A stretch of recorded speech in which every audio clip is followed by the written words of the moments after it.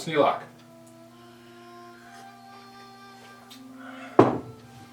Welcome to another episode of Old Sneelock's Workshop. I'm going to be working on these pumps.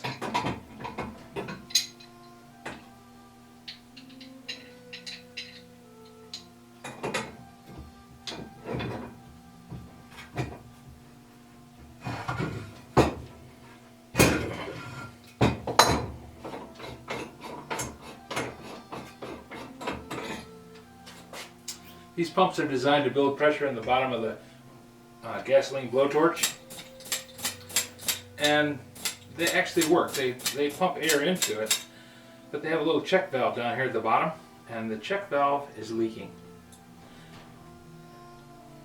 You can tell the check valve is leaking because it does something that is called the Viagra effect.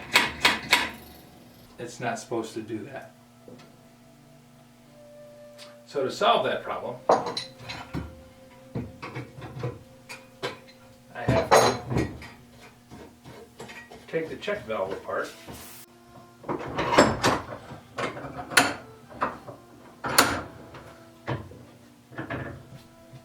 Such a neat idea. I'm glad I picked this up from Cody on Wrangler Star. A little vise that I can clamp into my workbench vise and use to do light work, such as removing this little tiny check valve.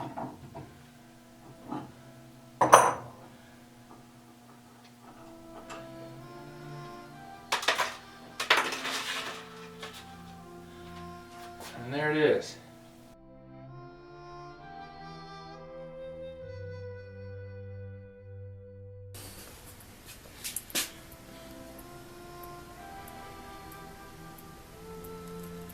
Seeing as how this little piece here is designed to have a cork plug in the end of it, I went and bought some corks. Surprisingly odd that I couldn't find corks very easily. I had to go to Hobby Lobby to get them.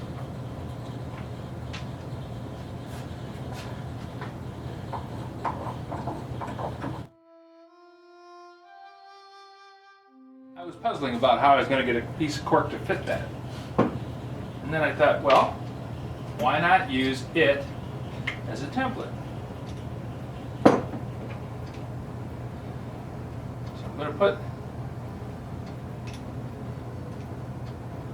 the little brass piece in the end of the chuck. Then I've got the cork held in the vise here. I'm just going to try spinning it.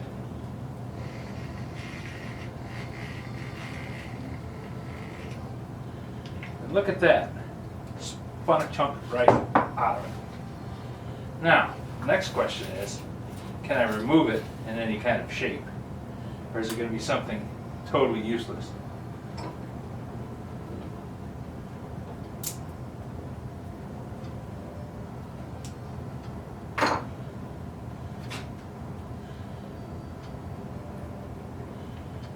Well, I have a plug out of it, and it seems to fit okay. I think I want to trim that up a bit so that I don't have that loose cork floating around in the torch. I don't want to have that clogging up any of the jets. So how do I go about that? Well, I would suggest a piece of sandpaper. So lay that down and gently go across the end of the cork.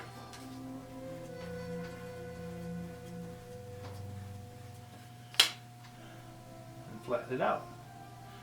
I think I want to do a little bit better job of rounding that off.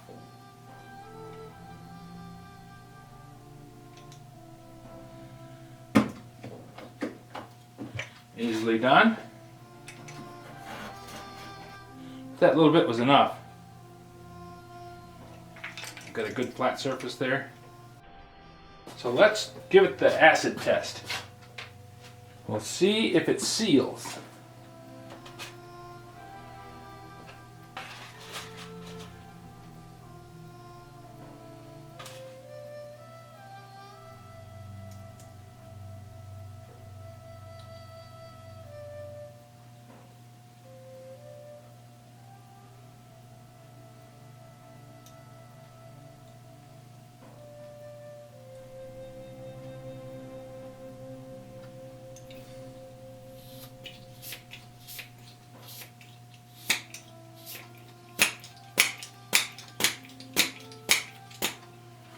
Well, it's definitely putting some resistance against the flow of air.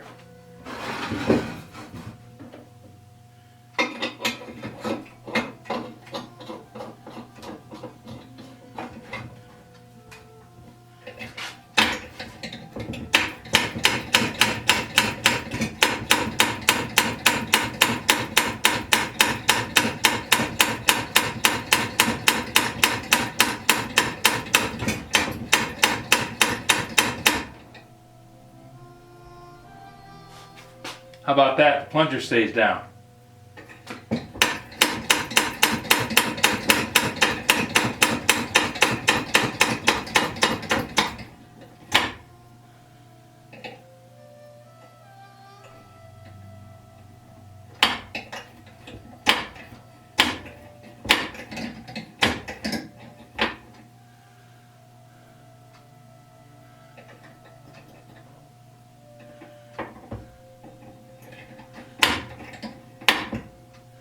I think we have a working torch again.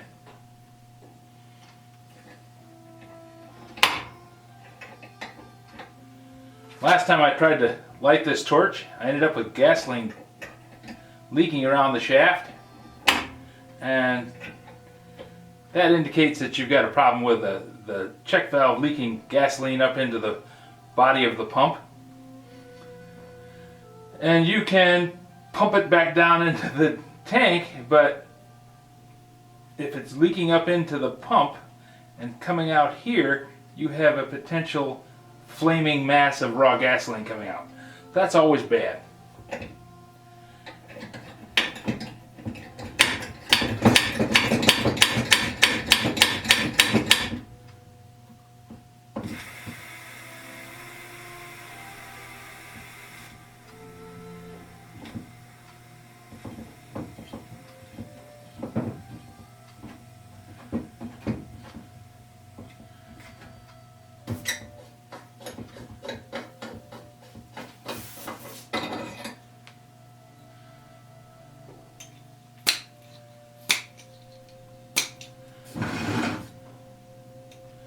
Okay, since everything was just finger tight, I look at the end of the plunger. It's got a nice little ring in it. That's where it contacts this end of the check valve. So that's going to give it a good seal, and I think I have a successful repair.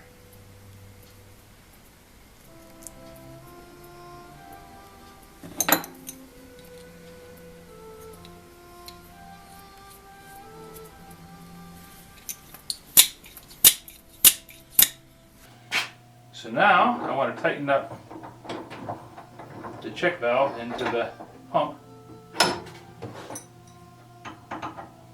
just snug. Now, I don't know what the torque should be. When I say snug, I mean when you start getting resistance on the wrench, stop turning. Because this little check valve doesn't take a whole lot.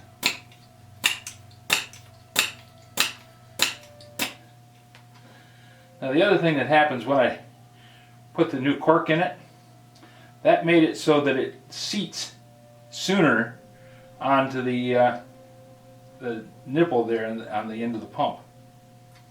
So this plunger is now sticking out further. The cork had a hole in it before where it actually set down over that nipple. And now it's riding up above it. Now that I've got the check valve tightened, with the pump empty and the valve closed, I'm going to tighten up the pump and I'm going to check for leaks. The way I'm going to do that is I'm going to pump it up to 40 strokes.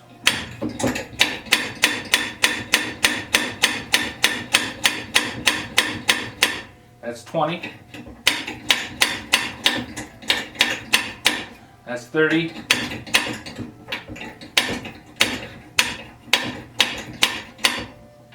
That's 40. Now I'm just going to leave it.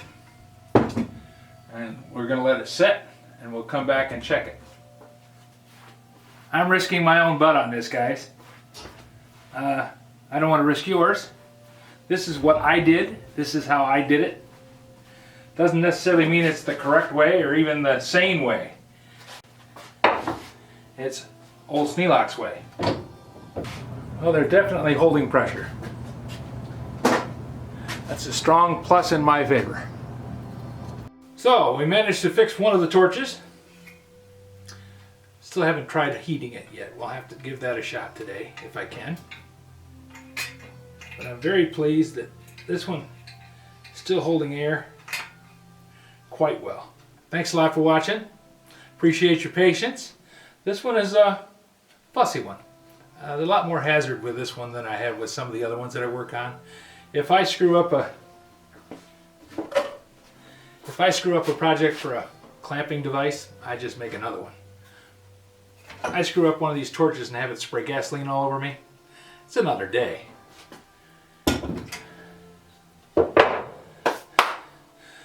So, time to go wash my hands. But I'm very pleased that I was able to do a repair on this one. I'm very pleased that I was able to repair the check valve on this one. And the old guys had a good idea. They used simple stuff, easily found, easily replaceable. Except corks are kind of rare now. They're all styrofoam. You go get a wine bottle, it's got a styrofoam cork in it. Go figure. It's 2016, a whole new year, a whole new batch of projects. Well, actually what I'm going to be doing is the same kind of projects that I did last year. Just hopefully more and better ones. So if you have any ideas or things that you'd like to see in a video, just let me know. Drop a note in the comments below. I read them all, you know. Thanks for watching.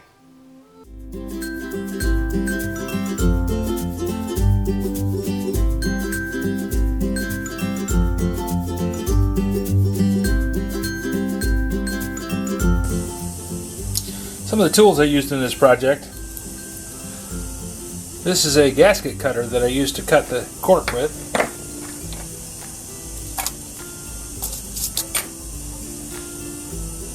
Let me cut out this little plug.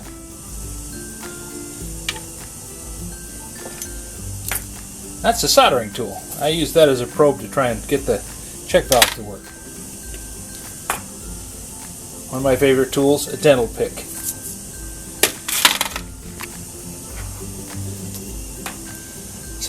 That just happened to be the diameter of the plunger. I used the drill bit as a mandrel to straighten out the brass body of the check valve after I mashed it down into the vise. Don't do that. Big pain in the butt. Drill bit card. This is a quick and easy way to check and see what size drill bit you've got. If it fits into a hole, like this one fits into the 7/32, that's a 7/32 bit. That's how I determined what size drill bit I was going to use for the mandrel. Slip the mandrel in there, find the hole that the mandrel will fit into, and that's the size drill bit it is. This is commonly called an egg beater drill because it's kind of like an egg beater. This is a Craftsman, and it was one of the first ones that I picked up. It was handy and it has worked out well for me. It's a very nice little drill. It's a die-cast body, and it only has one speed, but it's open and free and runs really well. That's not a blacksmithing tool, even though I used it to try and straighten out the body of the check valve almost successfully. This is a tack hammer. This end of the tack hammer is magnetic. Lets you put a tack on the end, hit it, then drive it in with the other end. Don't drive it in with this end. All you do is mash it around and it ends up looking like this one. Standard straight bit screwdriver. This one happens to be a Mastercraft. 420 channel locks. My favorite carry. I've carried a pair of these for, I would have started carrying one of these when I was about 11, and that would put it at 53 years ago. This is a Miller's Falls number 2. Sometimes called a carriage wheel or track wheel, because it has this little wheel that holds the gears engaged. It's a nice drill.